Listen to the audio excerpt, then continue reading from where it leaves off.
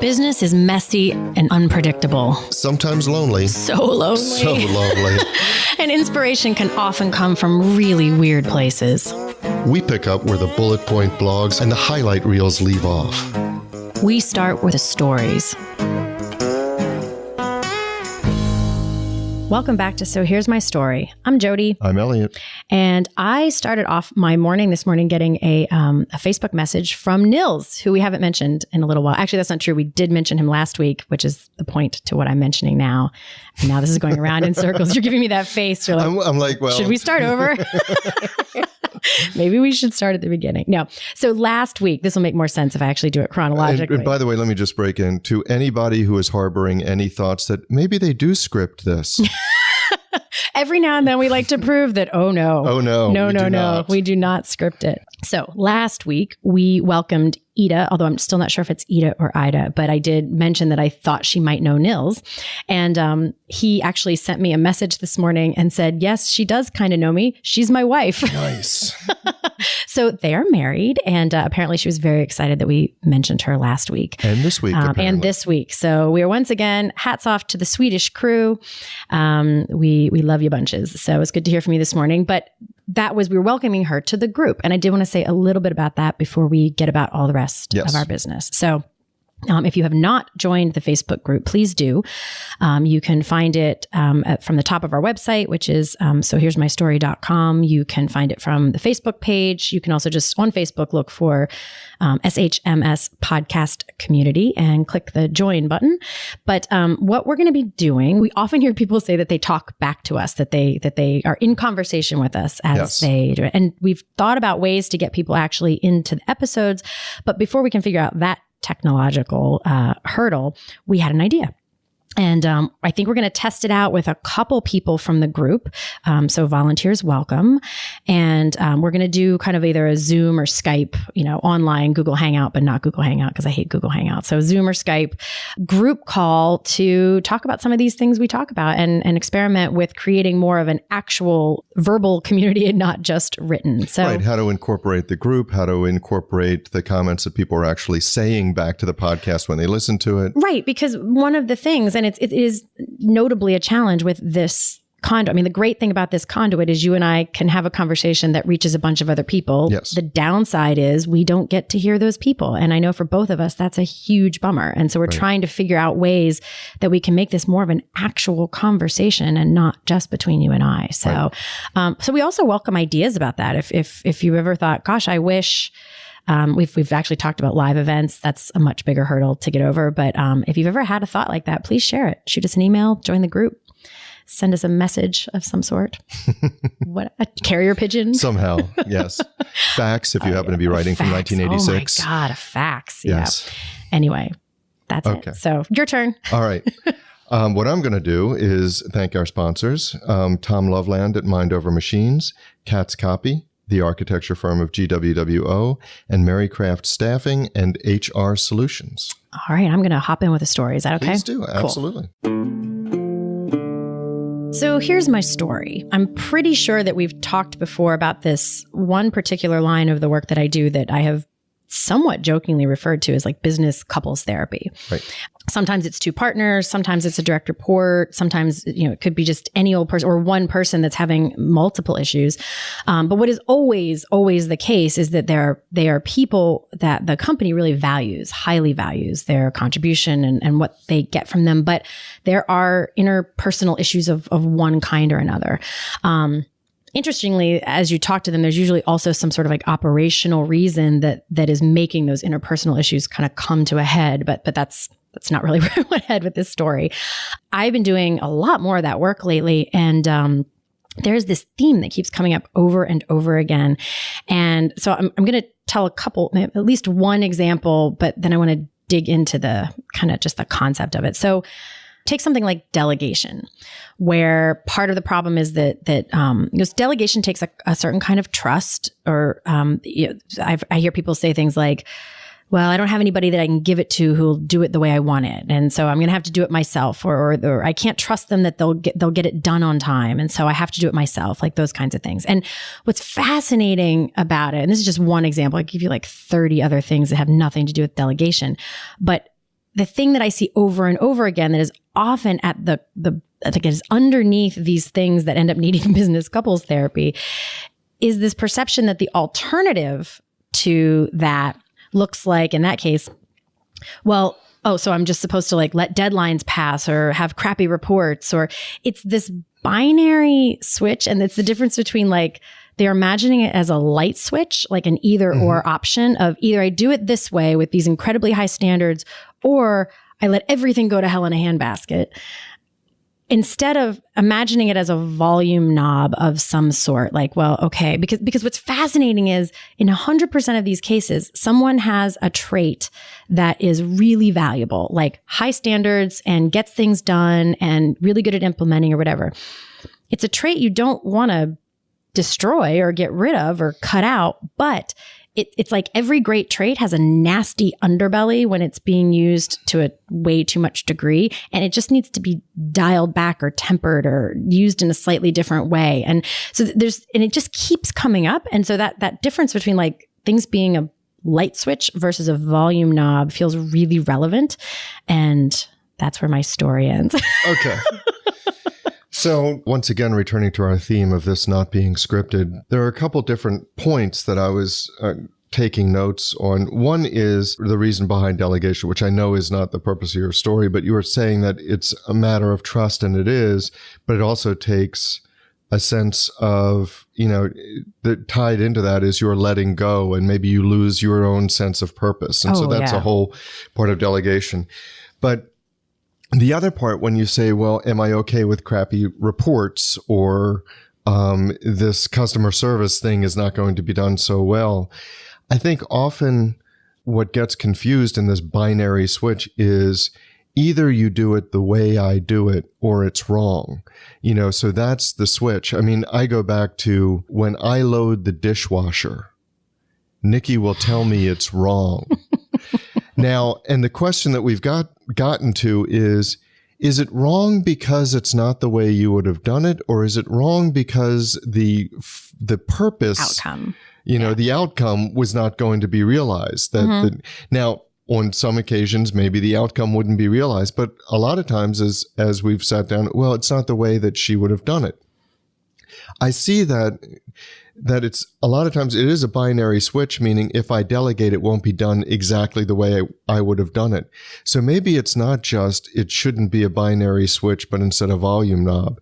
Maybe they're looking at the wrong binary switch.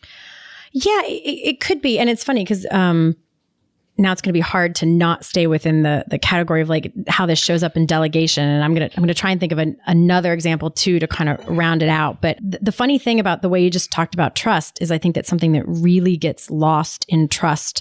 Because you said, I have to give up my part of it, and that like sense of your control over it and whatnot.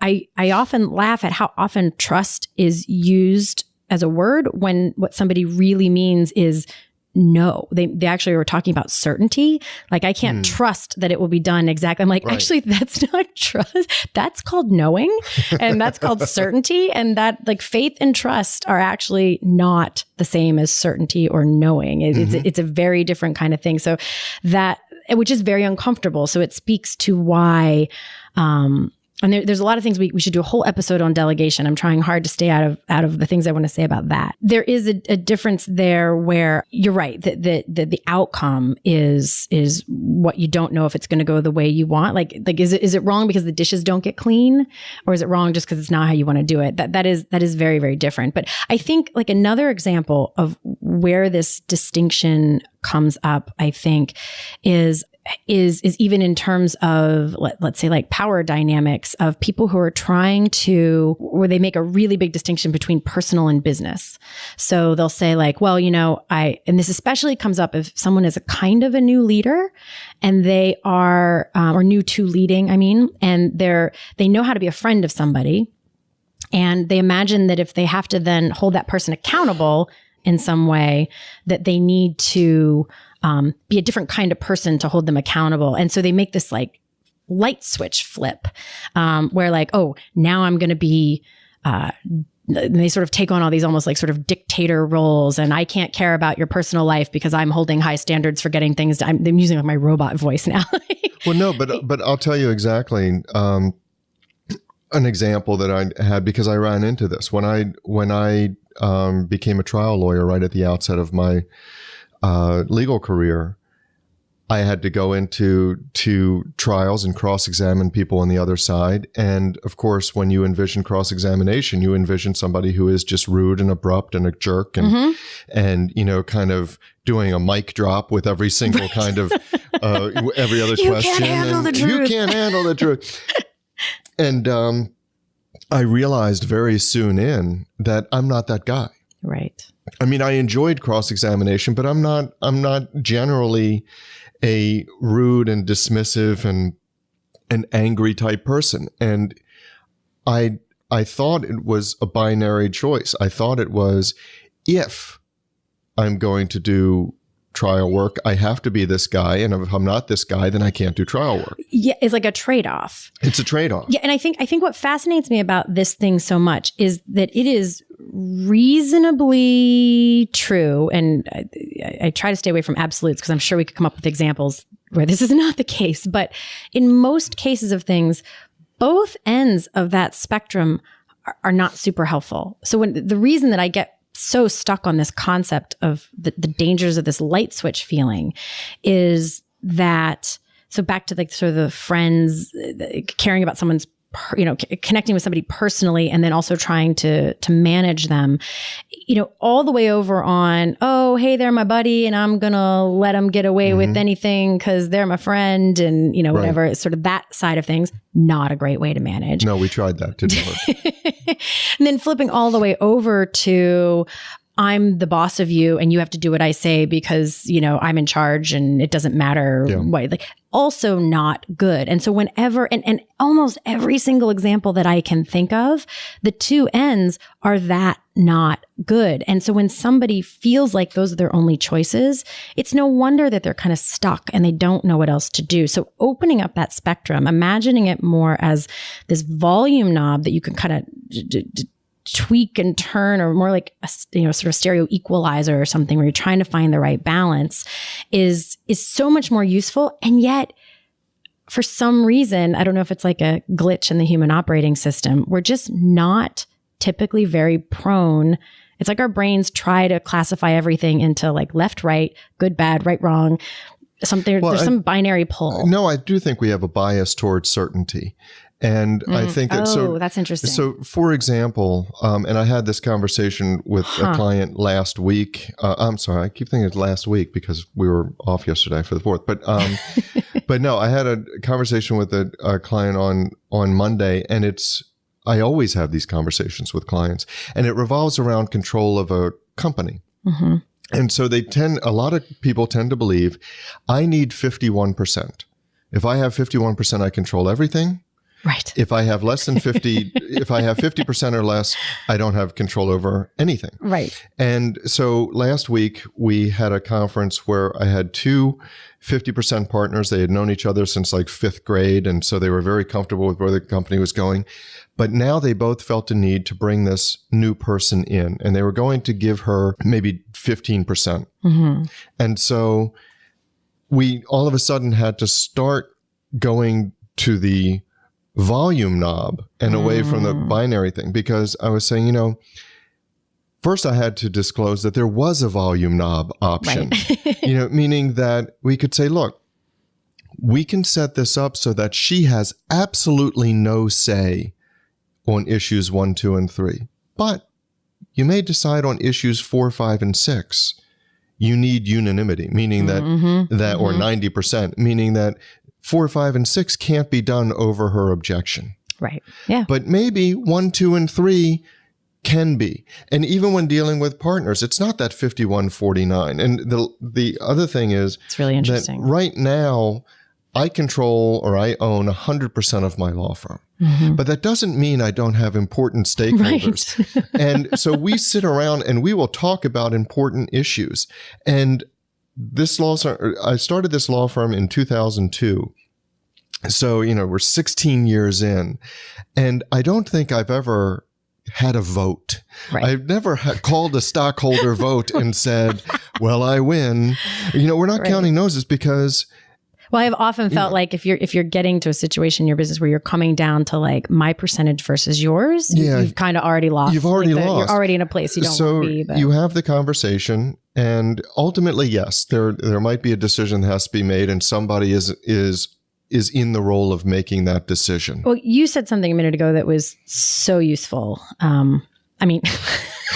That falls under. She's giving me this look. For those of you who don't see, not to insinuate. Even a blind squirrel finds a nut every once in a while. That's what she's saying. Not to insinuate that what you said afterwards was not useful, but it made something really click for me. You said we do have a bias towards certainty, and I think what is so compelling, for better or for worse, because I don't think it's helpful, but still, what is compelling about that light switch mentality is that there is more certainty. It's like you either always do this thing or you never do this thing. It's on or it's off. Yeah. And I get how that's compelling, but it leaves you with so fewer options, and the options are not. So this is certainly, even when, like, the power of certainty, that even when it only gives you options where neither one of them is super useful, it still has a draw to it, that feeling of want for certainty. It absolutely does. And it definitely gets more complicated in the middle. Like, when they're, sometimes I handle it this way and other times I don't.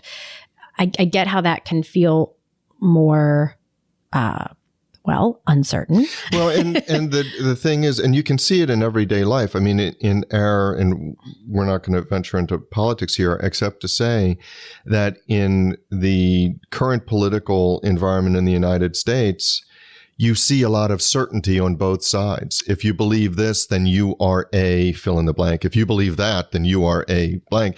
And one thing that you and I have both gotten very upset about is there seems to be, if not a death of nuance, it's on in critical condition because the conversations on each side are so certain that we're not seeing the gray areas. We're not seeing the volume knob. We're just kind of flipping the light switch. Or I think what also gets left out then are even things that have nothing to do with anything, like or that aren't even on the volume knob, that they come from some completely different angle. But I think because I think even in terms of using it there, in that context, it can feel like what you're saying is, well, I'm supposed to feel less strongly about that thing. And it's like, no, maybe there's that. To me, that's where there's an opportunity for there to be more of a stereo equalizer and not just one volume knob. So I kind of expand my metaphor there. I think that, so if let's just assume for a minute that is a useful thing. Because here's another example of where this comes up over and over and over again. I have people regularly say that they're like, well, I don't like confrontation.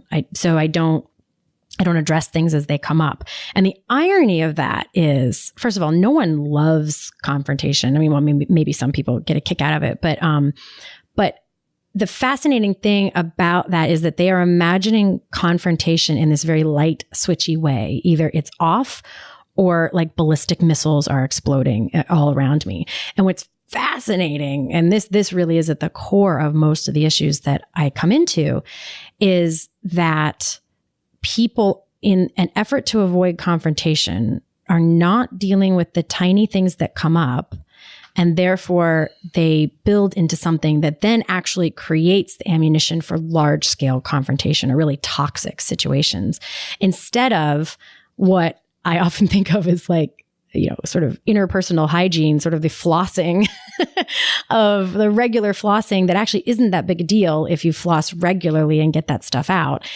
instead of waiting until you have like some crazy cavity to deal with. And so it's just yet another place where this, where the way you imagine something like confrontation coming up is if you can just simply talk about the little things when they come up while they're still little, and not step over them, then you actually, that's the best way to avoid confrontation, is when it's not yet confrontation worthy.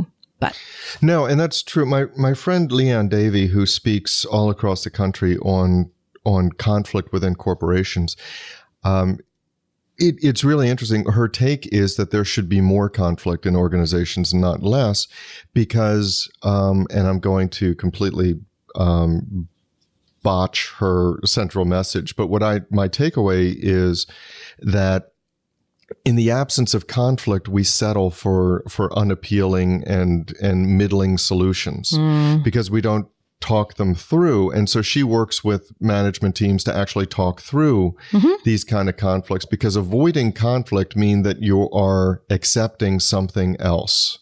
It is. And I think here's where it gets super, super tricky. So, because this is where like the rubber meets the road for this, because very few people would listen to what we just said and not go, absolutely, I totally agree. Here's where it gets problematic is you do something that kind of irritates me a little bit. I say like, oh, I should say something to him. But then I think here's where the nuance comes. It doesn't feel worthy of like a whole conversation. You're like, well, was it really that big of a deal? Right. Not really. Whatever. I'm just going to let it slide. And if you can truly, I think we've talked about this before. My belief is if you really can put it down and walk away from it and leave it where it stands, that's one thing. Because not everything needs to be a whole conversation. But if what you're really doing is putting it in your pocket, like a rock that you're sticking in your pocket, and you're going to carry it around and you're going to collect rocks for like 6 months that you're going to like then bash somebody with when you've just had it, then that's where I think that's where it's really tricky. So that awareness of like, are you really stepping over it or not? Because I think what can be hard is knowing what rises to the occasion of like, I gotta floss this out. I gotta get this dealt with.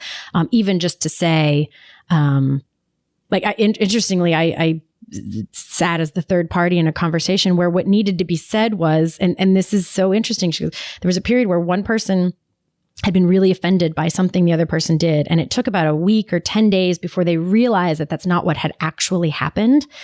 But what they needed to get out, because they couldn't get past it, was the fact that for 7 to 10 days, they were almost like if you've ever had a nightmare where you like think you have an argument with somebody, and the whole day, even though you know it wasn't real, you're still mad at them. Oh yeah, like, absolutely. You're like, that didn't happen and I can't get over it.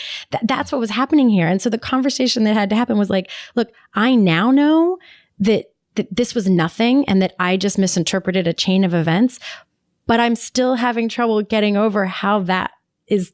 Like I'm having trouble getting over that. That's not conflict. It's just sort of making the invisible visible so that you can deal with it. I think it's incredibly useful, first of all, for somebody to see the filter through which you might see something as by default. So say that. I don't understand what that in your example, the person who went 7 to 10 days misinterpreting that series of events or misinterpreting the actions did so because he or she was viewing it through a filter. Yeah. That was the lens that they were seeing it. And so knowing that lens exists is extremely valuable. Yeah. And it's almost impossible to know that in the moment. No, you can see it after the fact sometimes. Right. It's impossible to know that. So I think that conversation has to take place. But the earlier point that you were talking about whether you can just put whatever it is that irritated you, truly put it aside, or whether you just put it in your pocket to put it in the sling later and throw it. It brings to mind what I was told is the difference between anger and rage. And I'll give you the disclaimer that I'm not sure that I fully ascribe to this. I feel the distinction is useful, but I'm not sure that I'd go with rage. But anyway, what the definitions were is anger is where somebody says, I'm really upset that you just did X. And we talk about that. Rage comes in when the first statement is, you always do that. Or you never do that. Because the distinction they're making is that with rage, you're reaching back to past events. You're building up. It's like anger with a multiple. Because you're going back to previous episodes of dissatisfaction or upset or frustration. And now it's ballistic. It's you always do this. Right. And I do, to be really fair, patterns of behavior are relevant. It's again, well, ironically, I want to be really careful that we don't lay this out in a way that sounds like a light switch. like bringing up past things is not inherently bad. Like, because if there is a pattern of behavior that someone has, it's important to be able to point that out. This in and of itself has a whole volume switch of what we're discussing. But I do think, and actually we've talked about this before, the anger rage thing. Cause I remember bringing up that, how funny it is. Like anytime I watch this with my kids, because I know anytime I say you always do that or you never do that, immediately they go to like the one time they did it. Right, and you're like, exactly. I did it last week. I'm like, okay, so 98% of the time. So I try really hard not to use always and never. But although sometimes when I say that, I try to never use always. Yeah. It's a self-defeating lesson. Exactly. But I think that so what I've been thinking so much lately is like, how do we notice, how do we be more aware of where things feel like an either or? And I would love to hear from people, if you have ways that you do this, how you notice where it feels like an either or, and how you can like dial it up or down, or I don't know. It's just my newest fascination. So, well, I guess my question as we get toward the end of the episode is, okay, so you work with clients, you work with people who are having problems with whether it's delegation or some light switch, and you also work with them on conflict avoidance. So that if you have, let's go back to the delegation, you have somebody who said, or who needs to delegate, but says, I can't trust that this will be done. I can't do this. And I don't want to mention it to Bob because Bob will say this, and I don't want that conflict. I don't like conflict. What do you say to them? I mean, how do you guide them toward a productive conversation that goes against what their inclinations are? Well, so it's funny because you mentioned 2 examples, and I could sit here and go through every other example that's ever come up but I don't need to, because what is underneath every example that ever comes up in any of these things is it always comes back to some kind of fear. Mm-hmm. Always, 100% of the time. There is some fear that someone has, and they are using the best tools they have to protect themselves from that thing. And they're just not the best tool. They're tools that aren't getting them what they want out of it. In fact, often the tools are getting them the exact thing they're most afraid of happening. So a fear of what? Like, so people who struggle with delegation are like, they hold a lot of value in their ability for what they are able to do. They hold high standards for, work ethic and delivery and quality and on time and whatnot. They're afraid of damaging that reputation. They're afraid of what it looks like if the team doesn't. They're afraid that they can't. There's so many different fears that might come up as it. They always have a different flavor. But a lot of times it almost always comes back to something that will in some way tarnish your value, your perceived value. So, okay. So if you have a conversation where you kind of lay that bare, you reveal what the fear is. I don't usually go at it that obliquely. I understand that, but you also don't. Let me pick that scab for you. You also probably have more than like 3 or 4 minutes we have left in the podcast. But feel free to ask me an impossible question before we're done. So in 20 seconds, if you could just give the key to a healthy organization, that would be great. Perfect. But so if you lay that bare, is it enough for the person to realize, oh, okay, I'm coming at this situation from a place of fear? So I think what you're pointing at here is, at least I can try and sort of distill down what can be a very complicated process, but not actually a very long process, just a little bit nuanced, but is absolutely the first step in all of this is just the awareness of it. So the confrontation piece of it, just the awareness that you're stepping over things and letting them fester. That's always the first step of noticing it, and then finding ways to test out different ways of doing things. And sometimes what can be really useful there is, in as much as possible, setting an expectation with everyone involved that it's okay for those beta tests at new behaviors to not go as expected. So, because what I don't want someone to do is to try something that feels really, to them, very the opposite, like very counterintuitive, because it's not what they think they know is the right way to do something. And then immediately, if the person they've been having a conflict with scoffs at them, no matter what they do, they're not, that's not very conducive to changing behavior. So it helps for everyone to be on board that like, hey, we're going to be working on this. But just the awareness is probably the first piece. And then from there, we'll have to do another episode. True. And we will do another episode because it doesn't end here. But it does remind me of what I learned from, watching, of course, as I know many of our listeners use as a business resource, an episode of The Flash. Oh, of course. Yes. Where one of the, he's kind of a villain, but one of the things he said is, there's always a 4-step program to moving forward. Create the plan, execute the plan goes off the rails, and then deal with it. Yeah. Oh, so I will. No, that's exactly the plan we do, because when I meet with these people, the thing I tell them is like, okay, now everybody's aware. Now this is going to sound weird, but what I am hoping is that for a few days, everything will seem really great. In another couple days, there will be a flash point. And that's when we all talk about that. That's when we actually make progress. But without it going off the rails, you don't have this stuff to work with to make it better. So that's our story. But the discussion doesn't have to end here. No, it does not. In fact, we don't want it to. No, we don't. That is why we actually have our private Facebook group, which we started to make sure that we could get your comments, your rants, your thoughts, your stories. You can find links to that group as well as show notes and links to subscribe via email and how to find us just about anywhere you can possibly find podcasts at sohere'smystory.com. And you can also find us on Facebook and Twitter at SHMS Podcast. And since we know it takes a village. Yes, it does.